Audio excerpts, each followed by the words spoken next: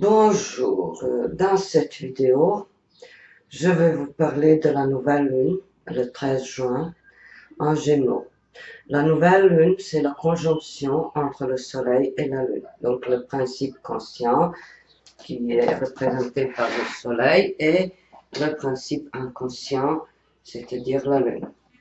Dans le signe des Gémeaux, la nouvelle lune parle d'une rencontre des âmes sœur, âme jumelle ou flamme jumelle.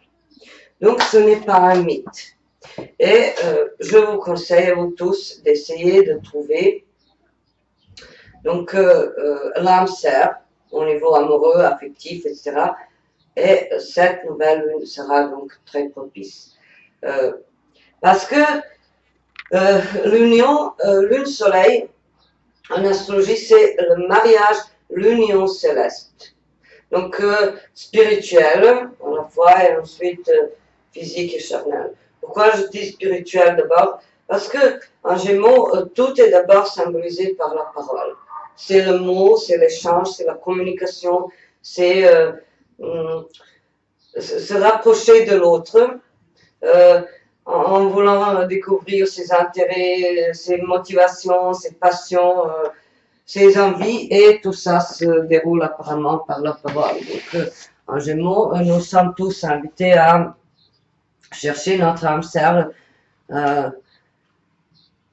par des discours, des conversations, des échanges de l'ordre verbal ou en partageant les mêmes intérêts. Donc ça peut être l'intérêt pour la pêche, pour les films, pour la littérature, pour l'histoire, pour une branche quelconque, peu importe si elle est intellectuelle ou une activité physique, parce que les Gémeaux englobent le tout. C'est le signe qui symbolise un peu le tout. Donc, on leur attribue souvent cette réputation de touche-tout. Et ensuite, ce n'est pas un mythe. Déjà, un philosophe, Platon, vous connaissez forcément, il a parlé de cette âme sœur qui est notre autre. Ça existe, donc dans ce monde, il ne faut pas abandonner la recherche parce qu'on a été déçus pendant notre passé. Il ne faut pas abandonner.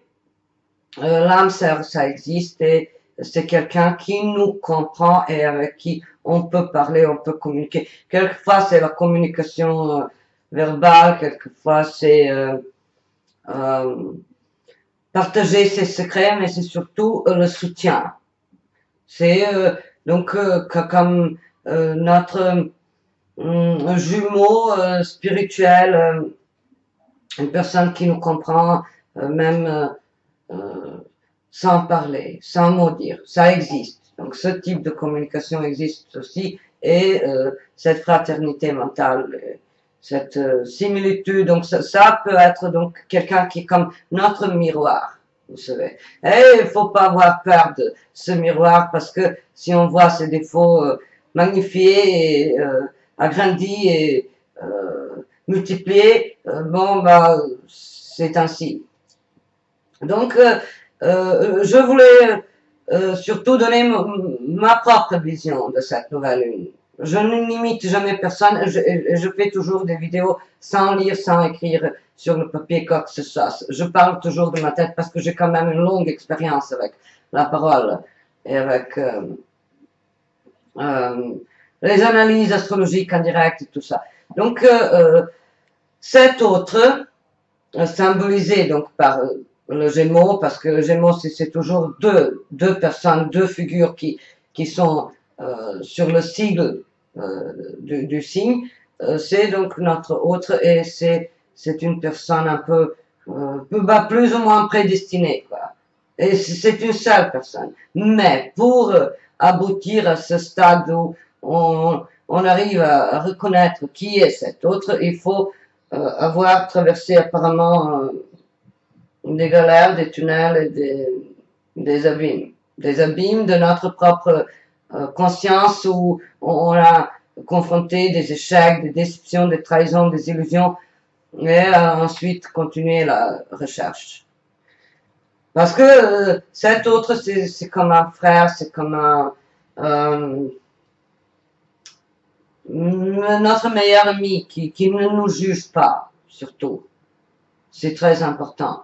Et avec les Gémeaux, on est toujours dans le stade de quelque chose d'enfantin, d'infantile, quelque chose de très spontané, très jeune, quoi. Donc, on est dans la phase où on ne réfléchit pas beaucoup, on se soucie pas trop de ce que le lendemain ramènera ou, ou quels seront les résultats de notre liaison telle qu'elle est aujourd'hui, par exemple. Et donc, je dirais que ce qui est important, c'est d'essayer de reconnaître cette âme sœur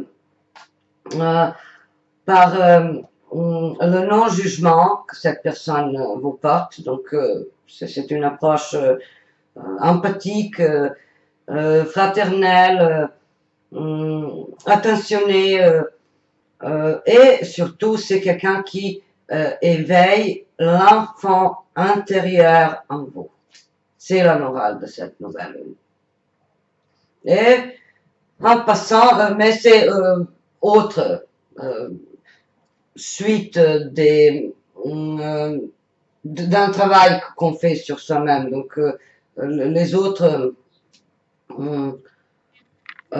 situations concomitantes peuvent être reliées en lien, donc peuvent être reliées à des découvertes intellectuelles, apprentissage de quelque chose de nouveau, inscription à un cours ou l'obtention de quelques certificats,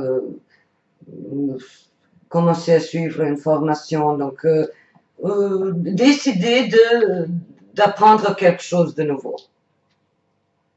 pendant cette période, donc à partir du 13 juin jusqu'au 20 juin. C'est la période de la nouvelle lune où il faut démarrer de nouvelles activités, de nouvelles choses, une nouvelle façon de communiquer.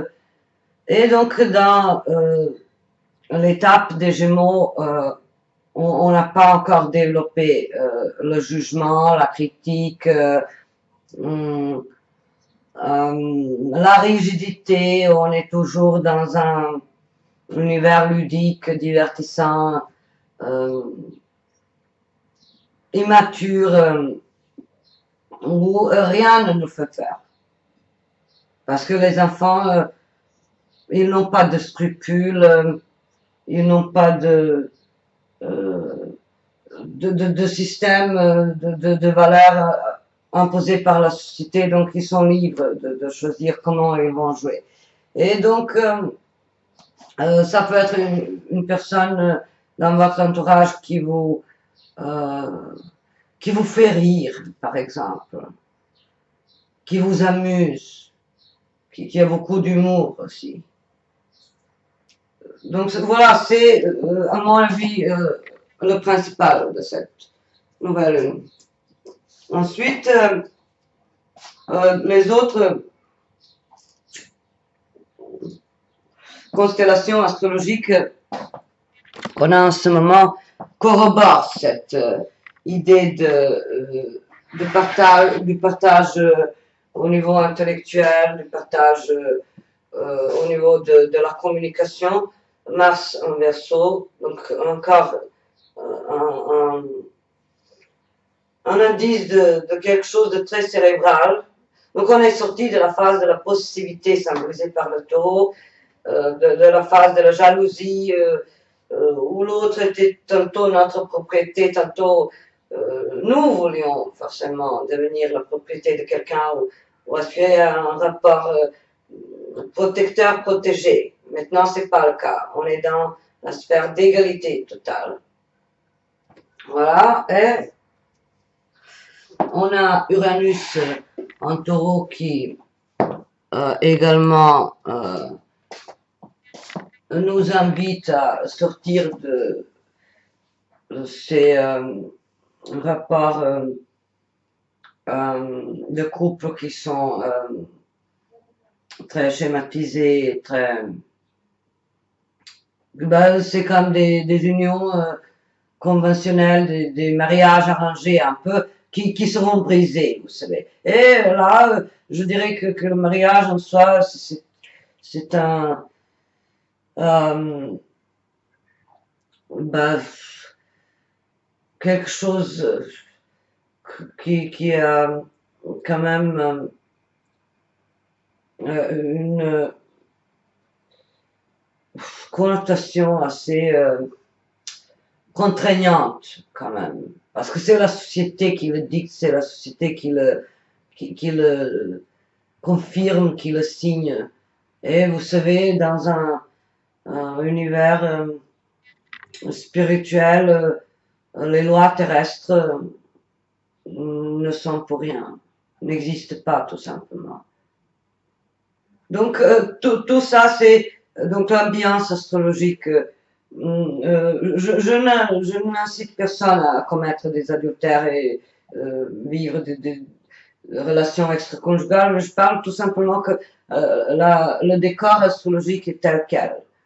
Donc, si on est dans une relation de mauvaise qualité, sclérosante, alors ça peut être un peu chamboulé avec Uranus en taureau et remis en question. Et donc, en ce moment, avec cette nouvelle lune, on peut oser aller vers cette autre qui est vraiment notre deuxième moitié sans laquelle on se sent un peu perdu. Donc, Vénus en cancer,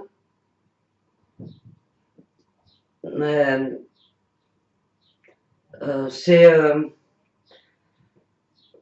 encore, disons, le signe de l'appartenance, du clan, de la famille. Mais Vénus est ici dans l'arrière-plan. La nouvelle lune, c'est quand même un événement astrologique avec plus d'importance parce que Vénus, dès le lendemain, va changer le signe et passer en Lion. Et donc, ce n'est pas un mythe. C'est très important de comprendre. Et il y a forcément plusieurs personnes, plusieurs âmes sœurs qui pourraient vous accompagner pendant une certaine étape de votre cheminement spirituel, mais en tout cas, ça, c'est l'union, donc accessible au niveau terrestre. Puis, pour ce qui est des autres aspects et des autres symboliques astrologiques, Uranus en taureau, Pluton en capricorne, donc en signe de terre, c'est détacher un peu de la matière, vous savez. C'est deux astres qui sont réputés en astrologie comme maléfiques, parlent d'une nouvelle approche par rapport à la matière et tout ce qui est matériel. Donc forcément, détruire pour mieux construire.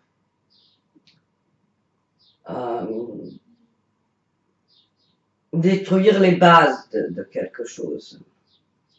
Les bases traditionnelles, forcément, parce que les signes de terre sont quand même assez connectés à la tradition. Et par rapport à l'écriture, l'expression, tout le monde pourrait faire pendant cette nouvelle lune quelque chose en lien avec la parole. Donc, essayer de devenir un meilleur interlocuteur. Donc, écouter pour comprendre et non pour répondre. perfectionner les connaissances d'une langue étrangère,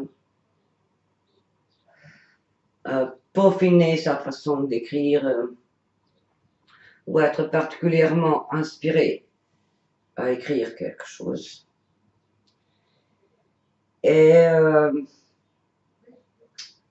on va voir donc Jupiter toujours rétrograde en Scorpion. C'est les aides et les bénéfices qui viennent après des crises, ou les crises salutaires, des remises en question qui peuvent être très salutaires pour nous tous. Quand on sort de notre zone de confort. C'est ça. Jupiter en Scorpion, c'est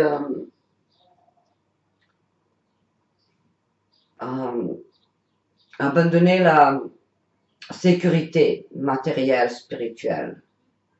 Oser abandonner ce qui nous sécurise.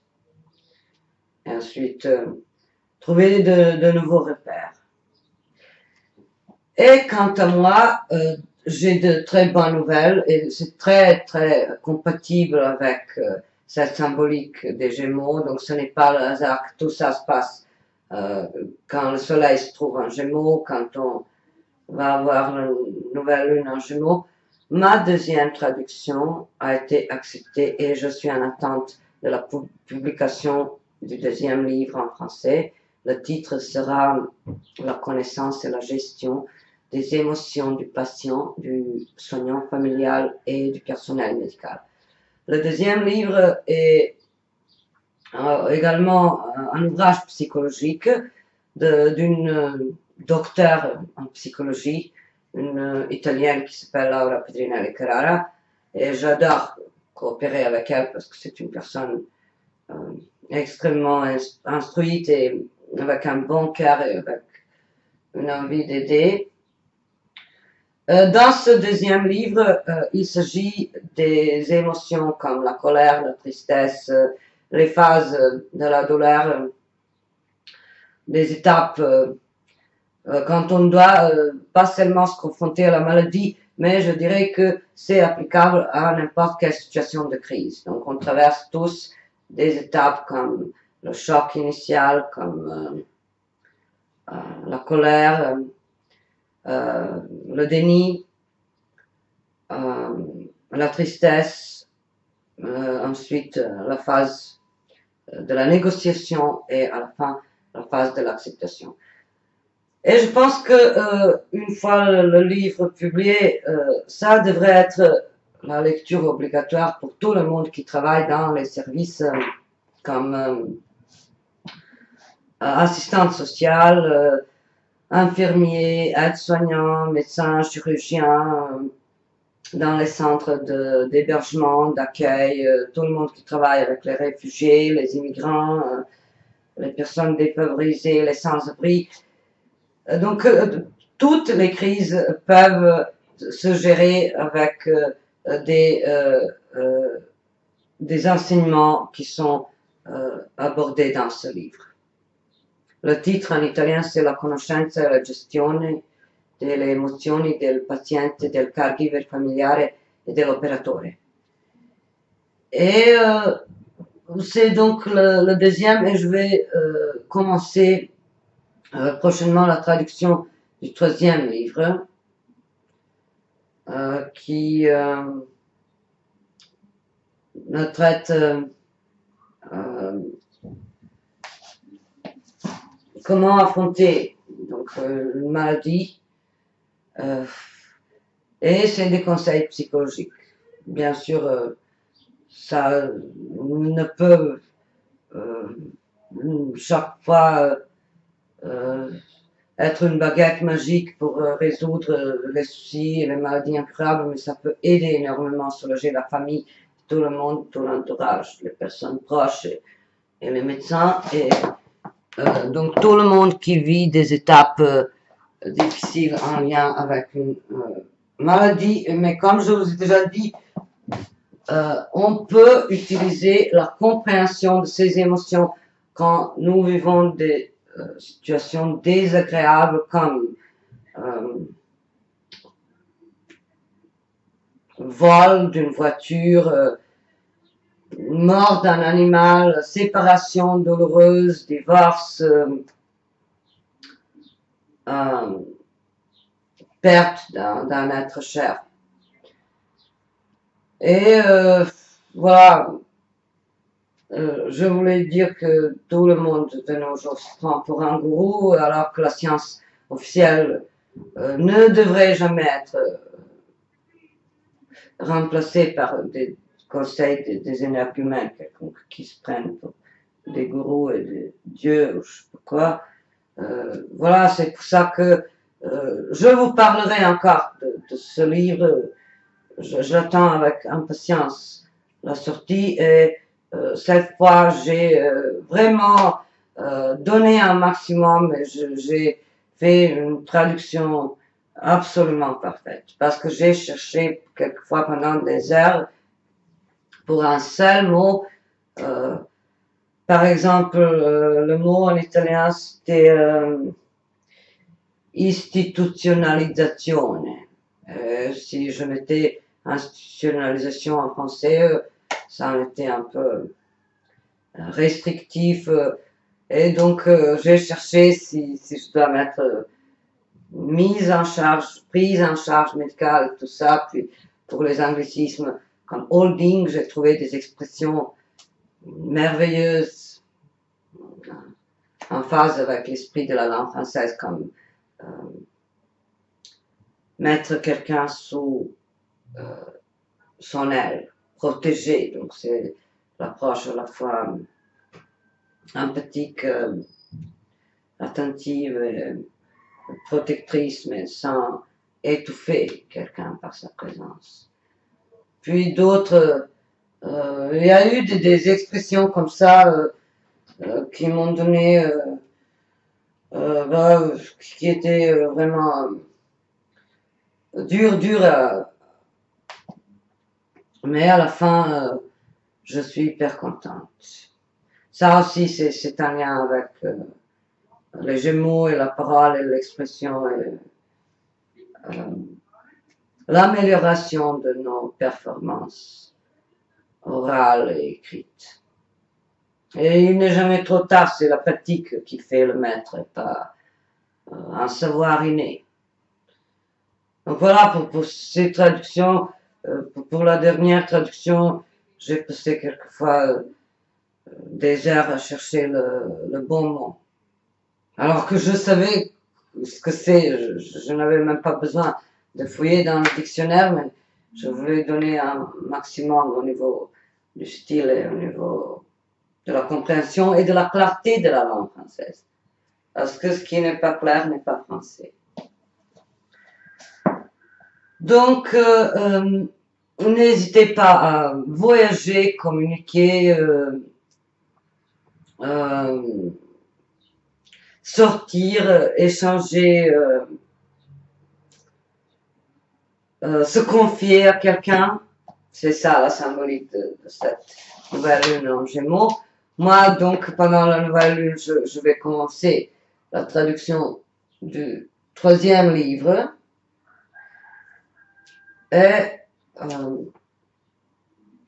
je vais bien sûr continuer avec les vidéos des vêtements. Comme aujourd'hui c'est une robe, je vais laisser ça pour la fin parce que on m'a trop souvent pris ici pour une conne, pour une personne ignorante, pour une imbécile carrément, qui ne sait rien dire, qui affiche sa nudité pour forcément je ne sais pas quoi. Je n'ai jamais compris comment le monde pourrait interpréter ça ainsi, parce que j'ai toujours été une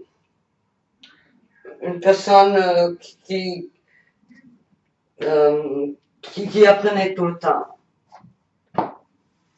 Donc je n'ai jamais été quelqu'un qui profitait, qui abusait. Je n'ai jamais eu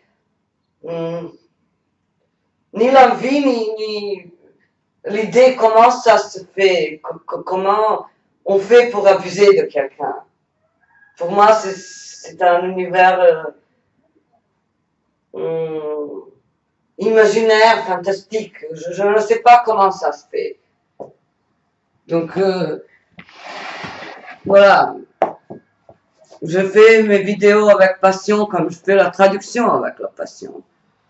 Pour ce deuxième livre, qui est à mon avis destiné à aider les gens qui traversent les périodes de très graves crises qui marquent leur existence, je n'ai même pas imaginé, calculé si ça peut rapporter quelque chose, si ça va être rentable au niveau financier. Ça, c'est complètement insignifiant. Parce que pour le deuxième livre, j'ai vraiment une motivation beaucoup plus grande qui dépasse ces calculs matériels et autres. Donc, je vous dirai quand ça sera publié, je vous expliquerai de plus près de quoi on a parlé parce qu'on est deux quand même. J'ai donné la vie à cet ouvrage en français. Il existe déjà en italien et en anglais. Voilà, à très bientôt. Bonne journée à tous.